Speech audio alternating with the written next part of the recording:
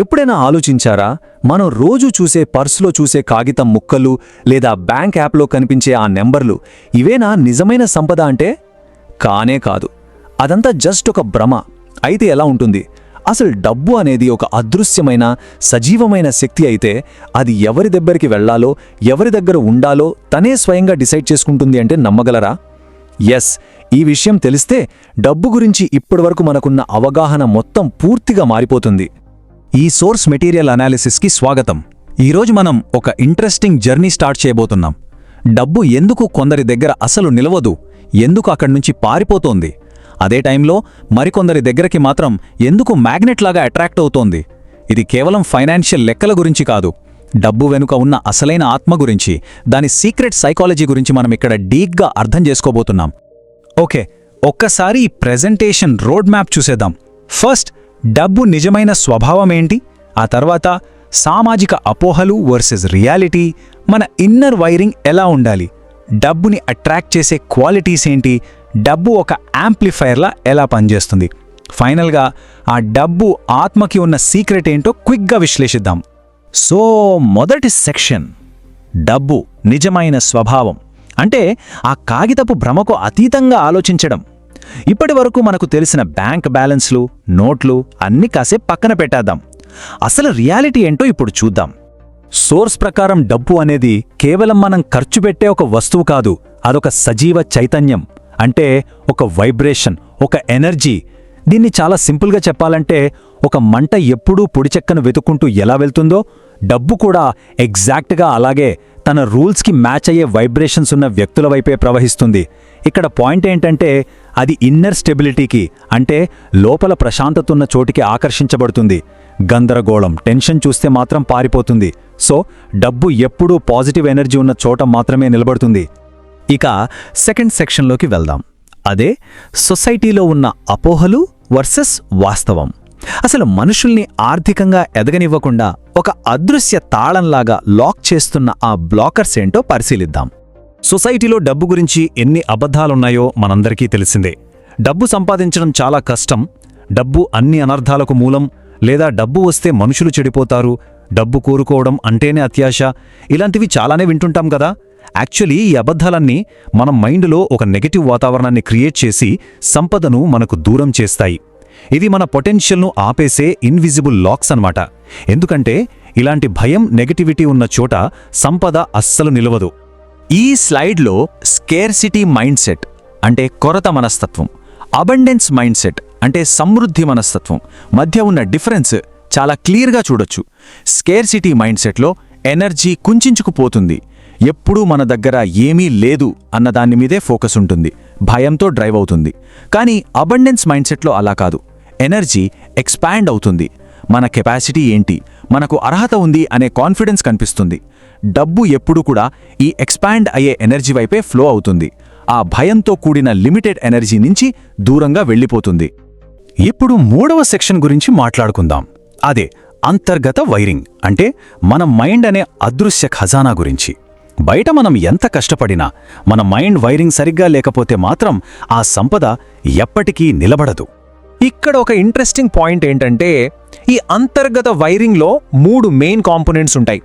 1 energy, 2 ఉద్దేశ్యం, 3 ఆ సంపదను నిలబెట్టుకునే సామర్థ్యం. ఇంట్లో కరెంట్ వైరింగ్ సరిగ్గా లేకపోతే షార్ట్ సర్క్యూట్ ఎలా అవుతుందో ఈ మూడింట్లో ఏ ఒక్కటి వీక్గా ఉన్నా వచ్చిన డబ్బు వచ్చినంత స్పీడ్గా మాయమైపోతుంది. లోపల కెపాసిటీ లేనప్పుడు ఎన్ని లక్షలు వచ్చినా అవి జారిపోతూనే ఉంటాయి. సో బాహ్య సంపదకి, అంతర్గత సంపదకి మధ్య ఉన్న తేడాని మనం ఖచ్చితంగా అర్థం చేసుకోవాలి. జేబులో ఉండే కరెన్సీ జస్ట్ ఫిజికల్, అది లిమిటెడ్, ఎప్పుడైనా ఖర్చయిపోవచ్చు. కానీ మన మైండ్ కరెన్సీ అంటే మన స్కిల్స్, పాజిటివ్ మైండ్ సెట్, ఆ ప్యూర్ ఎనర్జీ అనేవి అన్లిమిటెడ్. ఈ ఇన్నర్ మైండ్ కరెన్సీ మాత్రమే అసలైన పర్మనెంట్ సంపద. ఇదే ఫిజికల్ మనీని ఈజీగా అట్రాక్ట్ చేస్తుంది. రైట్, ఇప్పుడు 4th సెక్షన్, డబ్బును ఆకర్షించే లక్షణాలు. అంటే మనం ఒక అయస్కాంతంలా ఎలా మారాలి అనేది చూద్దాం.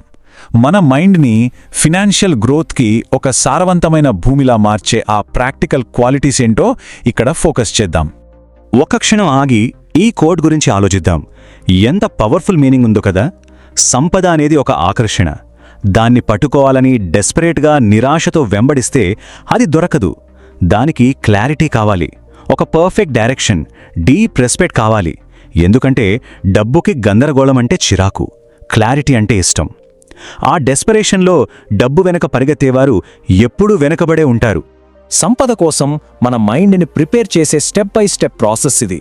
ఫైనాన్షియల్ ఆపర్చునిటీస్ని మ్యాగ్నెట్లా లాగాలి అంటే ఫస్ట్ ఆఫ్ ఆల్ సొసైటీ మన మైండ్లో ఫిక్స్ చేసిన కండిషనింగ్ను అర్థం చేసుకోవాలి.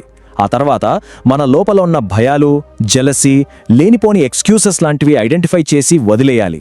అప్పుడే మన ఇన్నర్ ఎనర్జీ ట్రాన్స్ఫార్మ్ అయ్యి అవకాశాలు వాటంతట అవే వస్తాయి. ఇక ఈ ప్రెజెంటేషన్ మొత్తానికే హార్ట్ లాంటి 5వ సెక్షన్కొచ్చాం.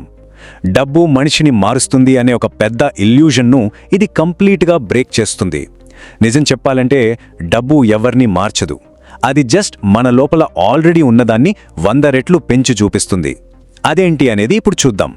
డబ్బు క్యారెక్టర్ని మార్చదు, దాన్ని యాంప్లిఫై చేస్తుంది, అంటే వృద్ధి చేస్తుంది. ఇది ఎంత అబ్జల్యూట్ ట్రూత్ అంటే సంపద అనేది హ్యూమన్ నేచర్ మీద పెట్టిన ఒక పెద్ద మ్యాగ్నిఫైయింగ్ గ్లాస్ లాంటిది. లోపల ఏదుంటే డబ్బొచ్చాక అది ఇంకా పెద్దదిగా అందరికీ క్లియర్గా కనిపిస్తుందంతే. డబ్బు వేటిని యాంప్లిఫై చేస్తుందో ఇక్కడ మనం క్లియర్గా చూడొచ్చు. ఎవరి లోపలైన దయ ఉంటే డబ్బొచ్చాక వాళ్ళు పెద్ద ఫిలాంథ్రోపిస్ట్, అంటే దాతలవుతారు.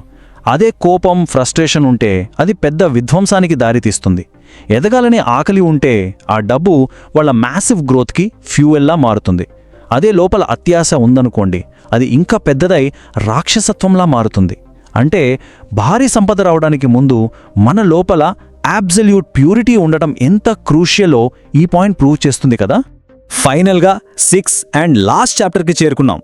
ఆ డబ్బు మన తలుపు తట్టిన తర్వాత అది ఎప్పటికీ అక్కడే ఉండిపోయేలా చేసే ఆ అల్టిమేట్ సీక్రెట్ ఏంటో ఇక్కడ రివీల్ కాబోతుంది. డబ్బు అనేది వెంటపడి పట్టుకునే ఒక వస్తువు కాదు, అదొక సజీవ బాధ్యత. సంపదను కేవలం దాచుకునే వస్తువులా కాకుండా ఒక డీప్ పర్పస్తో ఎప్పుడైతే రెస్పాన్సిబుల్గా మేనేజ్ చేస్తారో అప్పుడది 2 రోజులు ఉండిపోయే గెస్ట్లా కాకుండా పర్మనెంట్ రెసిడెంట్లా మారిపోతుంది. డబ్బుకి ఒక సరైన డైరెక్షన్ ఇవ్వడం అనేది ఇక్కడ చాలా ఇంపార్టెంట్. ఆ డబ్బు ఆత్మ కోరుకునే క్లీన్ ఎనర్జీకి బేస్ ఇక్కడే ఉంది. జీరో గ్రీడ్, అంటే అత్యాశ అస్సలుండకూడదు. భయం లేదా గిల్ట్ జీరో ఉండాలి. ఇంటెన్షన్స్ చాలా ప్యూర్ అండ్ హానెస్ట్గా ఉండాలి. వీటన్నిటికంటే మించి అచంచలమైన కృతజ్ఞత, అన్వేవరింగ్ గ్రాటిట్యూడ్ ఉండాలి. ఈ గ్రాటిట్యూడ్ అనేదే సంపదను సేఫ్గా సర్క్యులేట్ చేసి మల్టిప్లై చేసే ఎగ్జాక్ట్ ఫ్రీక్వెన్సీ.